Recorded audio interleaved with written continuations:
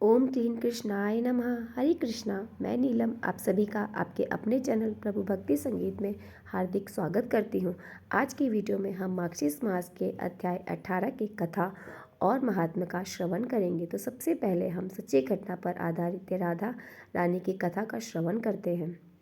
कहानी है बरसाना की राधा रानी की, जहाँ राज राजेश्वरी श्री राधा रानी का जन्म हुआ था। और यह बरसाना की एक सच्ची घटना है। राधा रानी नाम जी का एक मंदिर है। उस मंदिर के पास ही एक सेठ जी रहा करते थे। सेठ जी बहुत ही संपन्न थे, सुखी थे, धनवान थे। उनके पास सब कुछ था, आलीशान दुकान, भव्य भवन, 3 बेटे 3 बहुएं। अब इस प्रकार से देखा जाए तो सेठ जी काफ़ी संपन्न थे और हर प्रकार से सुखी भी थे। लेकिन फिर भी उनके मन में एक बहुत बड़ा दुख था। उन्हें हमेशा लगता था काश उनकी कोई पुत्री भी होती। उन्हें लगता था अगर कोई पुत्री होती तो वे अपने मन की सारी बातें अपनी पुत्री को बनाते और अपनी पुत्री को बहुत दुलार करते, बहुत लाड़ प्यार करते। अब कुछ समय पहले ही सेठ जी की पत्नी का देहांत हो गया था, तो इसलिए भी सेठ जी बहुत अकेलापन महसूस करते थे। सेठ जी हमेशा अपने घर के पास वाले मंदिर में श्री राधा रानी के दर्शन के लिए जाया करते थे। एक दिन जब सेठ जी मंदिर में राधा रानी जी के दर्शन करने गए, उस मंदिर में एक संत पधारे थे। सेठ जी को कुछ उदास देखकर संत जी ने सेठ जी से पूछा, आप उदास क्यों हो बेटा? सेठ जी बोले, महाराज मेरे कोई बेटी नहीं है, इसलिए मैं बहुत उदास हूँ। संत मुस्कुराए और बोले, बेटा यदि जीवन में किसी चीज़ की कमी है, किसी चीज़ का अभाव है, तो उसकी जगह भगवान को बिठा लेना चाहिए। सेठ जी बोले, महाराज मेरे तो कोई बेटी नहीं है, तो मुझे क्या करना चाहिए? संत बोले, अरे सेठ, जब तुम बरसाने का वास मिला है तुम्हें, तो तुम बरसाने की बेटी श्री राधा रानी को अपनी बेटी क्यों नहीं मान लेते? संत जी की यह बात सेठ जी को बहुत पसंद आई। उस दिन सेठ जी ने श्री राधा रानी का एक बड़ा चित्र मंगवाया और उसे अपने कमरे में लगवा लिया। अब तो सेठ जी का जीवन ही बदल गया। वे उठते बैठते सोते जागते श्री राधा रानी को अपनी बेटी मानकर उनसे बातें करने लगे और उन्हें अपनी पुत्री को हर बात बताने में बहुत आनंद आता था।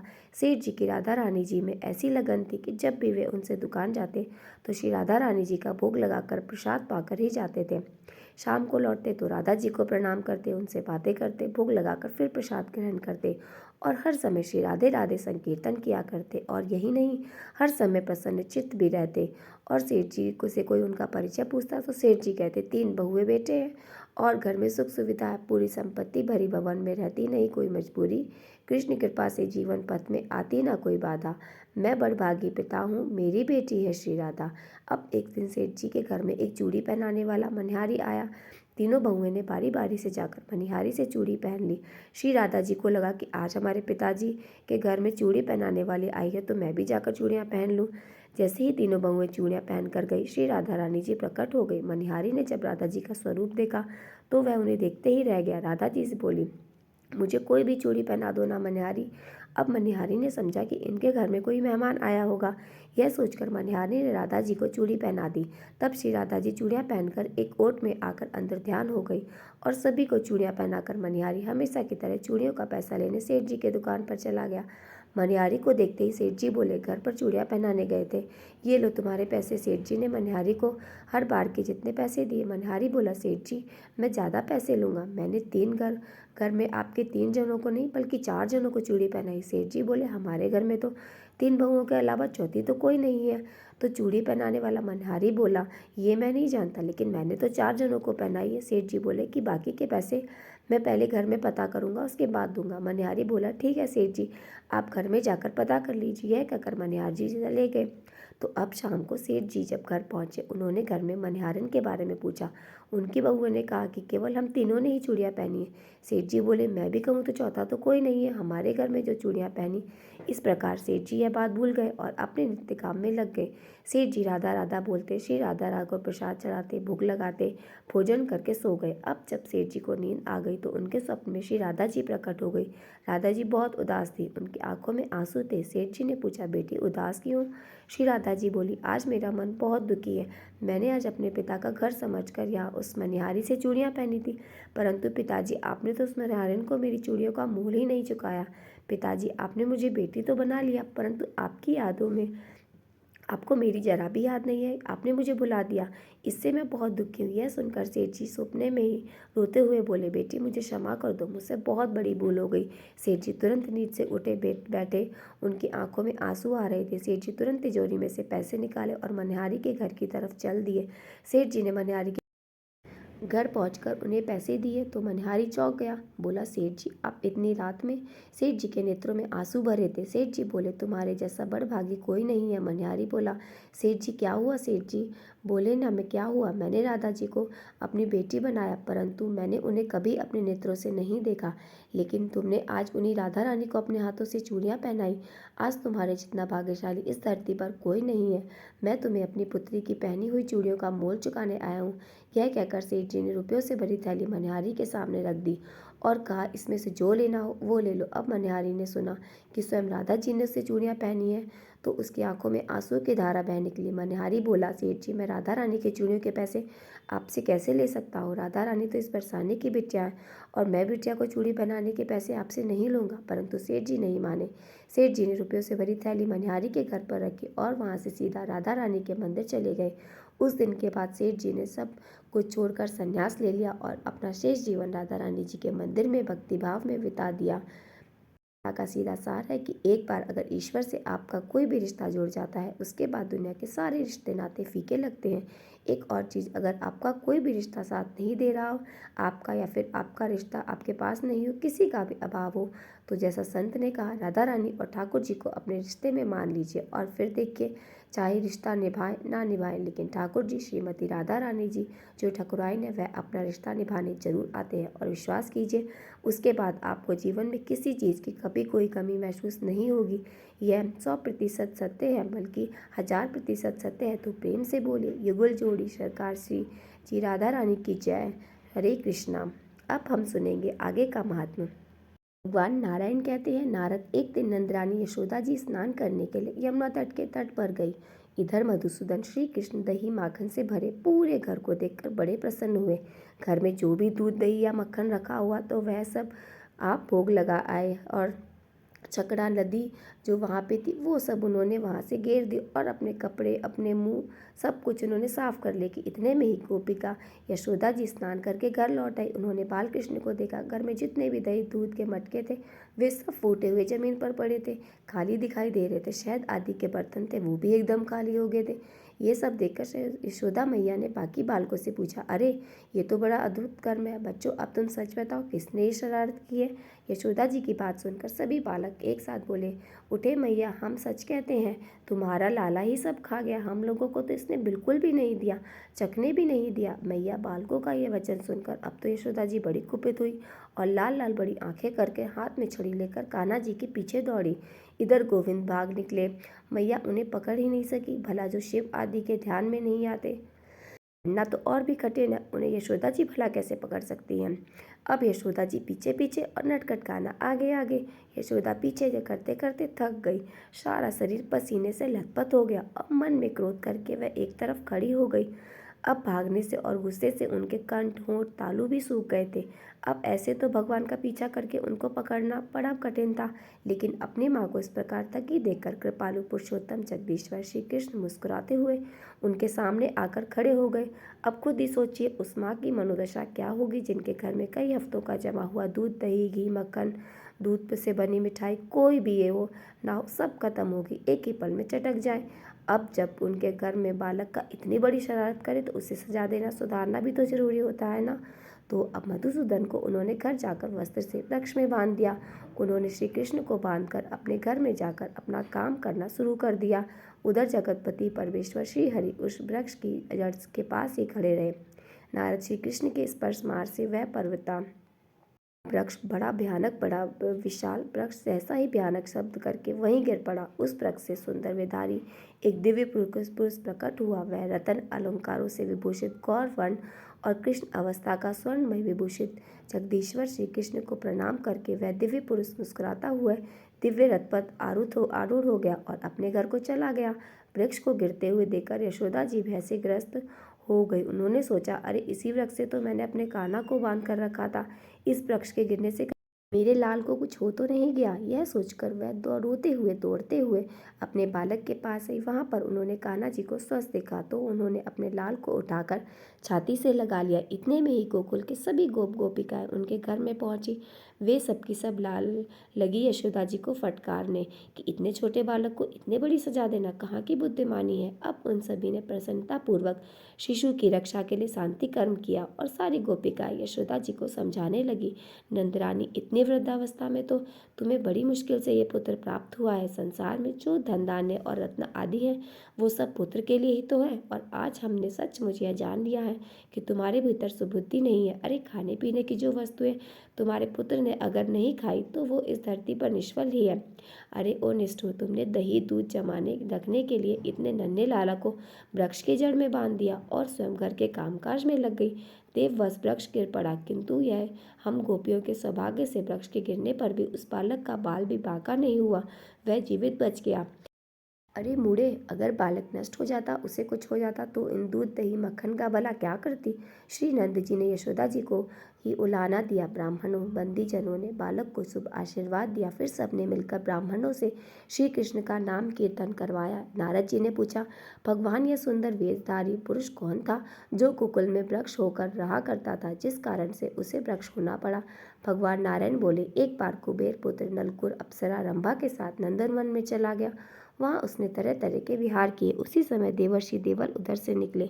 उनकी दृष्टि नलकुर और रंभा पर पड़ गई। इधर मुनि को देखकर नलकुर और रंभा ने उठकर उनका सम्मान नहीं किया। मुनिवर देवल उन दोनों की ऐसी दुर्व देखकर कुपित हो गए और उन्हें श्राप दिया। बोले, नलकुर, तुम गोकुल में जाकर वृक्ष रूप धारण करो और फिर श्री कृष्ण का स्पर्श पाकर तुम अपने भवन में वापस लौट आओगे। और रंभा, तुम भी मनुष्य योनि में जन्म लेकर राजा जन्मजय की सौभाग्यशाली पत्नी बनो। अश्वमेव यज्ञ में इंद्र का स्पर्श पाकर तुम फिर स्वर्ग में चली जाओगी। वह नलकुर ही वृक्ष बना और रंभा ने भारत में राजा सुचंद्र की कन्या रूप में जन्म लेकर जन्मजय की महारानी बनने का सौभाग्य प्राप्त किया। जन्मेजय के अश्वमेव यज्ञ में इंद्र ने महारानी को स्पर्श कर लिया और इससे उनका योगा आलंबन करके देह को त्याग कर दिया और फिर वह स्वर्ग धाम को चली गई। महामने, इस प्रकार मैंने अर्जुन वृक्ष के भंग होने और नलकर और रंभा के श्राप से मुक्त होने का सारा वृतांत कह सुनाया। श्री कृष्ण का पुण्यदायक चरित्र जन्म मृत्यु और जरा का नाश करने वाला है, उसका इस रूप में वर्णन किया गया। अब उनकी दूसरी लीलाओं का भी वर्णन करता हूँ, सुनो। अब भगवान श्री कृष्ण के वन में पहली बार गौएं चराने की कथा। श्री राधा जी का आगमन, फिर नंद जी की उनकी वार्ता, श्री कृष्ण को लेकर राधा जी का एकांत वन में जाना, फिर ब्रह्मा जी के आगमन, उनके द्वारा श्री कृष्ण राधा जी की स्तुति, वर प्राप्ति और उनका विवाह करने का वर्णन है। भगवान नारायण कहते हैं, नारद जी, एक दिन नंद जी श्री कृष्ण को साथ लेकर वृंदावन में गए। वहाँ भारी भंडारा उद्गम में गौ चराने लगे। उस भूभाग में स्वच्छ और स्वादिष्ट जल से भरा हुआ एक सरोवर था। नंद जी गौ को उसको जल पिलाया और स्वयं भी पिया। इसके बाद वे अपने बालक को गोद में लेकर एक वृक्ष की जड़ के नीचे बैठ गए। मुने, उसी समय माया से मानव शरीर धारण करने वाले श्री कृष्ण ने अपनी माया से अचानक पूरे आसमान को बादलों से ढक दिया। नंद जी ने देखा कि आकाश तो बादलों से ढक गया है और वन का भीतरी भाग भी शामिल हो गया है। अंधकार हो गया है। वर्षा के साथ देखते देखते ही जोर जोर से हवा चलने लगी, जोर जोर की गड़गड़ाहट होने लगी। वृक्ष की दारुण गर्जना भी सुनाई देने लगी, अर्थात जोर जोर से बिजली कड़कने लगी। मूसलाधार पानी बरस रहा था। वृक्ष कांप रहे थे और उनकी डालियां भी टूट टूट कर गिर रही हैं। यह सब देखकर नंद जी को बड़ा भय हुआ। वे सोचने लगे कि मैं गौ और बछड़ों को छोड़कर अपने घर को कैसे जाऊंगा, और अगर घर को नहीं जाऊंगा तो इस बालक का क्या होगा। नंद जी इस प्रकार सोच ही रहे थे कि उसी समय श्री कृष्ण जल की वर्षा के भय से रोने लगे। उन्होंने पिता के गले को जोर से पकड़ लिया और ठीक उसी समय राधा जी श्री कृष्ण के पास आई और वे अपनी गति से राजहंस और खंजन के गर्भ का भंजन कर रही थी। उनकी आकृति बड़ी मनोहर थी। उनका मुख शरद काल की पूर्णिमा के चंद्रमा की आभा को भी छीन लेता था। उनके नेत्र शरद काल के मध्याह्न के खिले हुए कमलों की शोभा को भी तिरस्कृत कर रहे थे। दोनों आंखों में तारा बरौनी और अंजन से विचित्र शोभा हो रही थी। उनकी नासिका पक्षी राजगरुड़ की चोंच से मनोहर वृषमा को भी लज्जित कर रही थी। श्री राधा रानी की छवि अत्यंत मनमोहक थी। टेढ़ी भो कामदेव के अस्त्रों की सारभूता जान पड़ती थी, जिनसे वे योगीराज के मन को भी मोह लेने में समर्थ थे। वे अपने स्थल कमलों की कांति को चुराने वाले दो सुंदर चरण धारण किए हुए थे। विचरण रत्न आभूषणों से विभूषित थे। उनमें महावर लगा हुआ था। श्रेष्ठ मणियों की शोभा छीन लेने वाले लाक्षाराग रंजित नखों से उनकी शोभा और भी बढ़ रही थी। रत्नम अंगूठियों से उनकी उंगलियों की शोभा भी बढ़ रही थी। वे अग्निशुद्ध दिव्य और कोमल वस्त्र धारण किए हुए थे। उनकी अंग कांति मनोहर चंपा के फूल की प्रभा को भी चुरा रही थी। उनके एक हाथ में सहस्त्र दलों से युक्त उज्ज्वल हीरा कमल सुशोभित था और वे अपने श्रीमुख की शोभा देखने के लिए हाथ में रत्नम दर्पण भी लिए हुए थी। उस निर्जन वन में उन्हें देखकर नंद जी को बड़ा विस्मय हुआ। वे करोड़ों चंद्रमालाओं की प्रभा से संपन्न होकर दसों दिशाओं को प्रकाशित कर रही थी। नंद राय जी ने उन्हें प्रणाम किया। उनके नेत्रों से आंसू झरने लगे और मस्तक भक्ति भाव से झुक गया। वे बोले, देवी गर्ग जी के मुख से आपके विषय में सुनकर मैं यह जानता हूँ कि आप श्रीहरि की लक्ष्मी जी से भी बढ़कर प्रेसी हो। साथ ही मैं यह भी जान चुका हूँ कि यह श्याम सुंदर श्री कृष्ण महाविष्णु से भी श्रेष्ठ, निर्गुण और अच्युत है। फिर भी मनुष्य होने के कारण मैं भगवान विष्णु की माया से मोहित हूँ। भद्रे, अपने इन प्राणनाथ को ग्रहण करो और जहाँ तुम्हारी मौज हो, जहाँ तुम्हारा मन हो, वहाँ चली जाओ। अपना मनोरथ पूर्ण कर लेने के बाद मेरा यह पुत्र मुझे लौटा देना। ऐसा कहकर नंद जी ने भय से रोते बालक को राधा जी के हाथ में दे दिया। राधा जी ने बालक को ले लिया और मुख से मधुर हास कर प्रकट किया। नंद से बोली, बाबा यह रहस्य किसी दूसरे पर प्रकट ना हो, इसके लिए यत्नशील रहना। बाबा, अनेक जन्मों के पुण्य फल का उदय होने से तुमने आज मेरा दर्शन प्राप्त किया है। गर्ग जी के वचन से आप इस विषय के ज्ञाता हो गए हो और हमारे अवतार का सारा कारण भी जानते हो। हम दोनों के गोपनीय चरित्र को कहीं कहना नहीं चाहिए। अभी आप गोकुल में जाओ। ब्रजेश्वर, आपके मन में जो भी अभिष्ट है वह मुझसे मांग लो। उस देव दुर्लभ वर्ग को भी मैं तुम्हें अनायास दे सकती हूँ। श्री राधिका का वचन सुनकर नंद जी कहने लगे, देवी तुम प्रियतम सहित अपने चरणों की भक्ति मुझे प्रदान करो। दूसरी किसी वस्तु की इच्छा मेरे मन में नहीं। जगदम्ब के है परमेश्वरी, तुम दोनों के सानिध्य में रहने का सौभाग्य हम दोनों पति पत्नी को कृपया पूर्वक दे दो। नंद जी का यह वचन सुनकर परमेश्वरी श्री राधा बोली, ब्रजेश्वर, मैं भविष्य में आपको अनुपम दास भव प्रदान करूंगी। इस समय हमारी भक्ति आपको प्राप्त हो। हम दोनों के चरण कमलों में आप दोनों की भक्ति दिन रात बनी रहे। आप दोनों के प्रसन्न हृदय में हमारी परम दुर्लभ स्मृति निरंतर होती रहे। मेरे वरदान के प्रभाव से माया आप दोनों पर अपना आवरण नहीं डाल सकेगी और अंत में मानव शरीर का त्याग करके आप दोनों ही गोलोक में पधारोगे। ऐसा कहकर श्री कृष्ण को दोनों बाहों से सानंद गोद में लेकर श्री राधा अपनी रुचि के अनुसार वहां से दूर ले गई। श्री कृष्ण का स्पर्श होते ही उनका सर्वांग पुलकित हो उठा और उन्होंने रास मंडल का स्मरण किया। इसी बीच में राधा जी ने माया द्वारा निर्मित उत्तम रत्नम मंडप देखा, जो कि सैकड़ों रत्नम कलश से सुशोभित था। तरह तरह के विचित्र चित्र उस मंडप की शोभा बढ़ा रहे थे। विचित्र कानन से वह सुशोभित थी। सिंदूर किसी शांति वाली मणियों द्वारा निर्मित सहस्त्र खंभे उस मंडप की श्रीवृद्धि कर रहे थे। उसके भीतर चंदन, अग्र, कस्तूरी, केसर के द्रव्य से युक्त मालती मालाओं के समूह से पुष्प शैया तैयार की गई। वहां नाना प्रकार की भोग सामग्री इकट्ठा थी। दीवारों का दिव्य दर्पण लगे हुए थे। श्रेष्ठ मणियों, मुक्ता और माणिक्यों की मालाओं के जल से उस मंडप को बड़ी सुंदरता से सजाया गया। उसमें मंद्रसार चित्र किवाड़ लगे हुए थे। वह भवन बेल बूटों से विभूषित वस्त्रों और श्रेष्ठ पताका समूह से सुसज्जित था।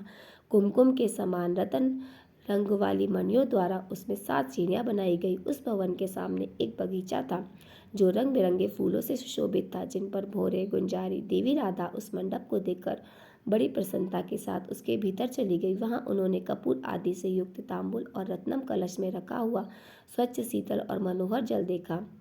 नारद वहां सुधा और मधु से भरे हुए अनेक रतन कलश शोभा पा रहे थे। उस भवन के भीतर पुष्पमय शैया पर एक किशोर अवस्था वाले श्याम सुंदर कन्या सो रहे थे, जो अत्यंत मनोहर थे।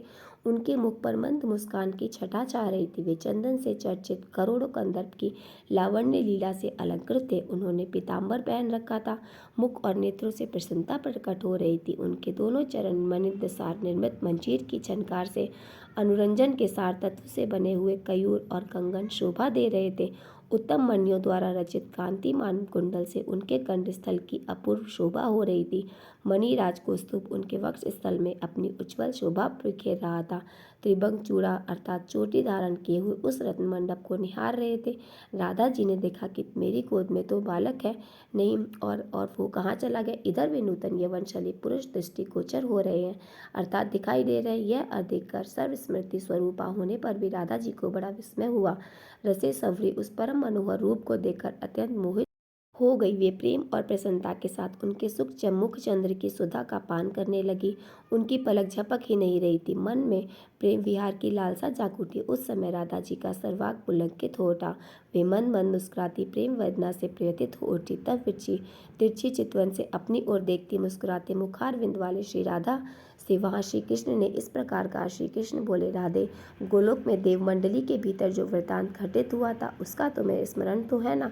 प्रिय, पूर्व काल में मैंने जो कुछ स्वीकार किया है उसे आज पूर्ण करूंगा। सुमुखी राधे, तुम मेरे लिए प्राणों से भी बढ़कर प्रियतमा हो। जैसे तुम हो वैसे ही मैं हूँ। निश्चय हम दोनों में कोई भेद नहीं। जैसे दूध में सफ़ेदी, अग्नि में जलाने की शक्ति और पृथ्वी में गंध होती है, इसी प्रकार में तुम में व्याप्त हूँ। साध्वी जैसे आभूषण शरीर की शोभा का कारण होते हैं, इसी प्रकार तुम मेरी शोभा हो। जब मैं तुमसे अलग हो जाता हूँ तब लोग मुझे कृष्ण अर्थात काला कल्लू कहते हैं, और जब तुम साथ होती हो तो वही लोग श्री कृष्ण अर्थात शोभाशाली श्री कृष्ण की संज्ञा दे देते हैं।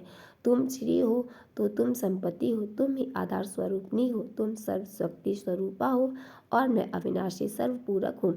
जब मैं तेजस स्वरूप प्रकट होता हूँ तब तुम तेजोरूपणी हो जाती हो। जब मैं शरीर रहित होता हूँ तब तुम अशरीरी हो जाती हो। सुंदरी, मैं तुम्हारे संयोग से ही सदा सर्वबीज स्वरूप होता हूँ। ब्रह्म, अनंत, शिव, नारायण, ऋषि, कपिल, गणेश और कार्तिकेय जो भी मुझे प्रिय हैं, लक्ष्मी, सरस्वती, दुर्गा, सावित्री, प्रकृति, यह देवियाँ और देवता भी मुझसे प्रिय हैं। वे भी राधा नाम का उच्चारण करने वाले प्राणियों के समान प्रिय नहीं है। उपयुक्त सभी देवता मेरे लिए प्राण के समान है, परंतु हे राधे, तुम मेरे लिए प्राणों से बढ़कर हो। वे सब लोग तो भिन्न भिन्न स्थानों में स्थित है, किंतु तुम तो मेरे वक्षस्थल में विराजमान हो। जो मेरी चतुर्भुज मूर्ति अपनी प्रिय को वक्षस्थल में धारण करती है, वहीं मैं श्री कृष्ण स्वरूपा सदा स्वयं तुम्हारा भार वहन करता हूँ। जो जीवन भर 16 उपचार अर्पित करके मेरी सेवा करते हैं, पर मेरी जो प्रीति होती है, यही प्रीति राधा शब्द के उच्चारण से होती है, बल्कि उससे भी अधिक प्रीति राधा नाम के उच्चारण से होती है। राधे, मुझे तुम उतनी प्रिय नहीं हो जितना तुम्हारा नाम लेने वाला प्रिय है। राधा नाम का उच्चारण करने वाला पुरुष मुझसे भी अधिक प्रिय है। ऐसा कहकर श्री कृष्ण उस मनोरम सैया पर विराजमान हुए। तब राधिका जी भक्ति भाव से मस्तक झुकाकर अपने प्राणनाथ से बोली। राधा रानी ने भगवान श्री कृष्ण से जो कुछ भी कहा, उनका वर्णन आप सभी अगले अध्याय में सुनेंगे। उम्मीद करती हूँ आप सभी को आज की वीडियो पसंद आई होगी। वीडियो पसंद आई हो तो वीडियो को लाइक और मेरे साथ जुड़े रहने के लिए चैनल को सब्सक्राइब जरूर कर लीजिए। अब हम सब मिलकर करेंगे तुलसी आरती। तुलसी महारानी नमो नमो, हर की पटरानी नमो नमो। तुलसी महारानी नमो नमो, हर की पटरानी नमो नमो। धन तुलसी पूरन तप कीनो, शालिग्राम बनी पटरानी। जाके पत्र मंजरी कोमल, श्रीपति कमल चरण लपटानी। तुलसी महारानी नमो नमो, हर की पटरानी नमो नमो। धूप दीप नवेद आरती, पुष्पन की वर्षा बरसानी। 56 भोग 36 व्यंजन, बिन तुलसी हरि एक न मानी। तुलसी महारानी नमो नमो, की पटरानी नमो नमो। सभी सखी मैया तेरो जश गावे, भक्ति दान दीजे महारानी। नमो नमो तुलसी महारानी, तुलसी महारानी नमो नमो। तुलसी महारानी नमो नमो, हरि की पटरानी नमो नमो। प्रेम से बोलिए तुलसी माता की जय।